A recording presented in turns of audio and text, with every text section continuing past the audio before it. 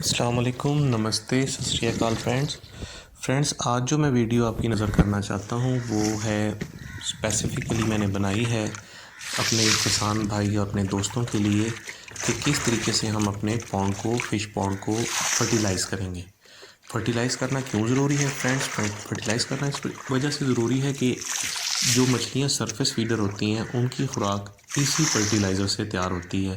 ان کے نام میں آپ کو بتا دیتا ہوں۔ اس میں نمبر 1 پہ آتی ہے قتلہ، دوسرے نمبر پہ آتی ہے سلور کارپ، تیسرے نمبر پہ آتی ہے بگ ہیڈ۔ تو یہ سرفیس سے اپنی خوراک استعمال کرتی ہیں اور یہ پلنٹن کو کھاتی ہیں۔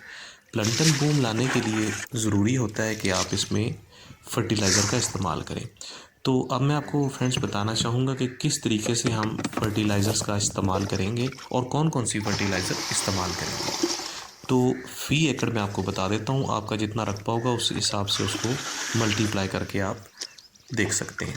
تو 2 کلو اس میں یوریا ڈلے گی فرینڈس، اور 4 کلو اس میں آپ کو ڈی اے پی ڈالنی پڑے گی فرسٹ ٹائم پہ۔ جب آپ یہ فرسٹ ٹائم کی میں بات بتا رہا ہوں، بعد میں اس کو آپ چینج کریں گے، بعد میں یہ چینج بھی ہوگی۔ تو فرینڈس جب آپ یہ اوور نائٹ اس کو بھگو دیں گے، بھگونے کے بعد میرے پاس تو یہ کشتی موجود ہے، میرے بڑے اچھے دوست ہیں چودھری مصدق صاحب، جو کہ یہ ابھی آپ کو نظر آ رہے ہوں گے۔ تو یہ کھاد ڈال رہے ہیں، فرٹیلائز خود ہی کر رہے ہیں اپنے پونڈ کو۔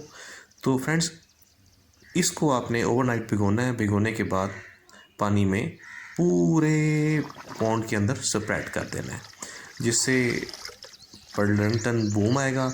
اور اس بات کا خیال رکھنا ہے کہ سورج لازمی اوپر ہونا چاہیے۔